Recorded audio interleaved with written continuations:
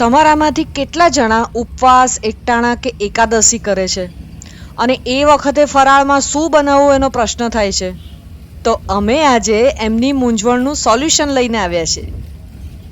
આમ તો શ્રાવણ મહિનો જેવો શરૂ થાય ને એટલે બજારમાં ઘણી બધી વસ્તુઓ ફરાળીના ઓપ્શન સાથે મળવા માંડે છે. પણ જો એકાદશીને દિવસે ચોખ્ખું જોઈતું હોય તો ચાલો આવી જાઓ અમારી સાથે ઇસ્કોનના ગોવિંદા સ્નેક્સમાં.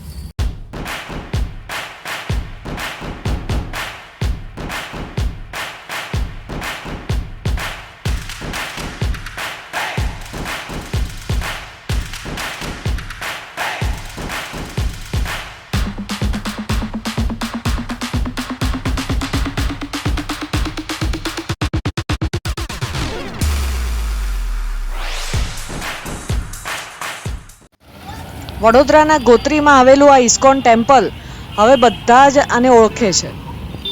અહીંયા ગોવિંદા સ્નેક્સમાં અમે એક વિડીયો બનાવેલો કે જે તમે લોકોએ ખૂબ જ પ્રેમથી જોયો છે અને બીજા મિત્રોને બતાડ્યો પણ છે.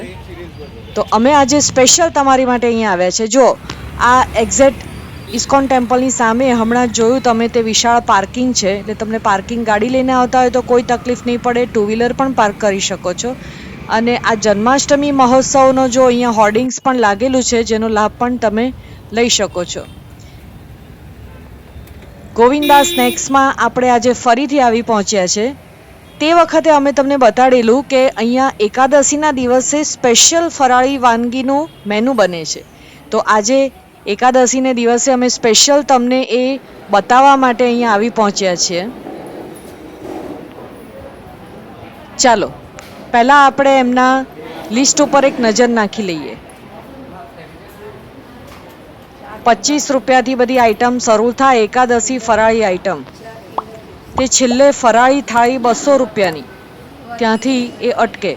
જો રાજગરાના લાડુ, પછી કેળાની વેફર, બટેકાની વેફર, આ બધું તો મળે જ. ઉપરાંત બીજું શું શું રાખ્યું છે ચાલો જોઈએ આપણે. આ છે સાબુદાણાની કાંજી, જે સ્વીટ આવે છે.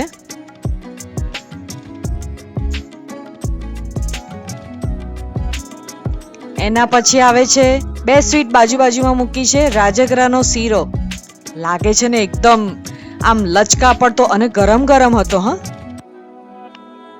એની બાજુમાં છે સાબુદાણાની ખીચડી.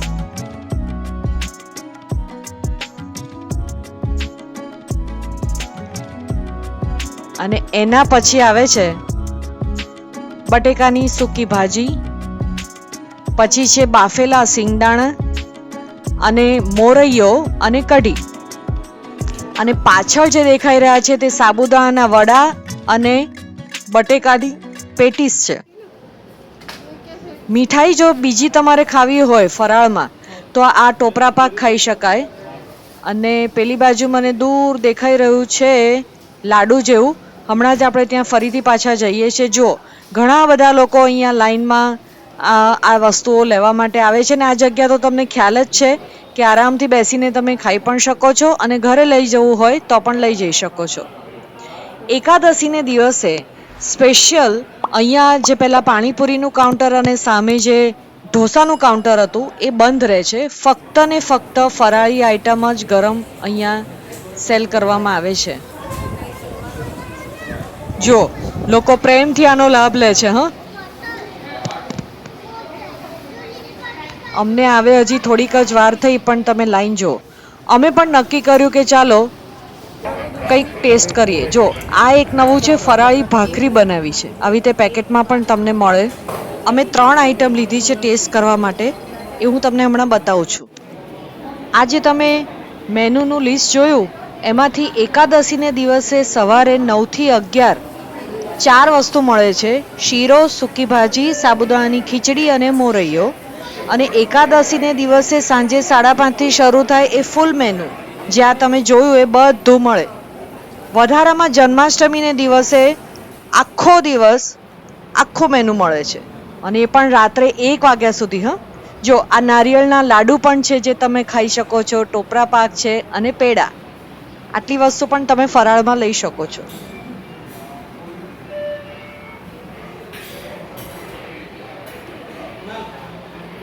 આની પહેલાંના અમારા વિડીયોમાં તમે જોયું હશે બટાકા વડા અને સમોસા અને અત્યારે અહીંયા એ જગ્યાનું સ્થાન આ ફરાળી વાનગીઓએ લઈ લીધું છે. હા જુઓ, બટેકાની ચિપ્સ પણ છે. વાહ, છોકરાઓને બહુ ભાવે. હ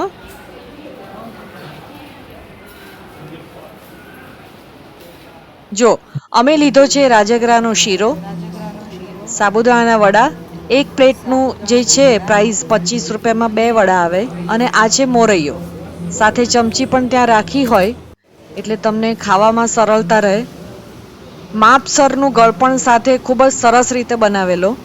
તમે 2 કે 3 જણા હો અને લિસ્ટમાં તમે જે ફરાળી થાળી જોઈ એની અંદર આ જેટલી પણ આઈટમ બતાવી તમને 10 આઈટમ એ ફરાળી થાળીની અંદર આવતી હોય છે.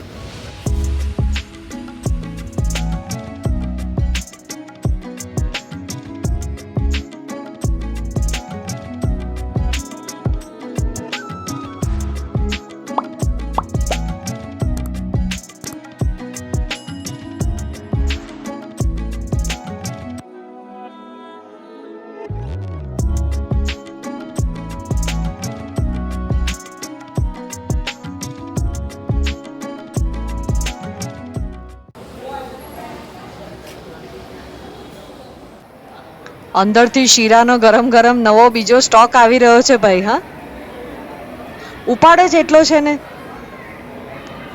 હવે આટલે સુધી આવ્યા, આજે એકાદશી પણ હતી અને ફરાળ પણ અમે કર્યો, તો પછી મંદિરના દર્શન તો કરવા જ પડે ને. તો ચાલો તમને સાથે સાથે એ પણ કરાવીશું. જો આ ગરમ ગરમ પેટીસ, સાબુદાણાના વડા પણ હજી આવશે. હા, અંદરથી ગરમ ગરમ. લાઈન તમે જુઓ એટલી વારમાં, અમે જમી આ ખાઈને ઉઠ્યા એટલી વારમાં તો જુઓ તમે.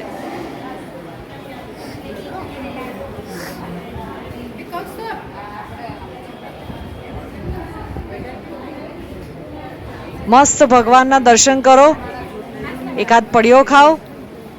અહીંયા અન્ન ક્ષેત્રની એક તમારે ડોનેટ કરવું હોય તો પેટી પણ રાખેલી છે, તમે કરી શકો છો.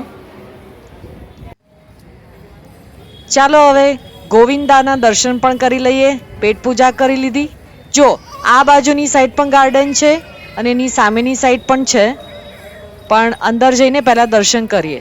જો અંદર જતા હતા ત્યારે એક નવી વસ્તુ જોવા મળી અમને. વચ્ચે જ્યાં હોર્ડિંગ્સ છે, બલરામ જયંતી મહોત્સવ, બલરામ જયંતી મહોત્સવ પણ ઉજવાય છે, એ અમને આ હોર્ડિંગ્સથી ખબર પડી. તો એ પણ એક નવું જાણવા મળ્યું. આ તરફ વોશરૂમ છે.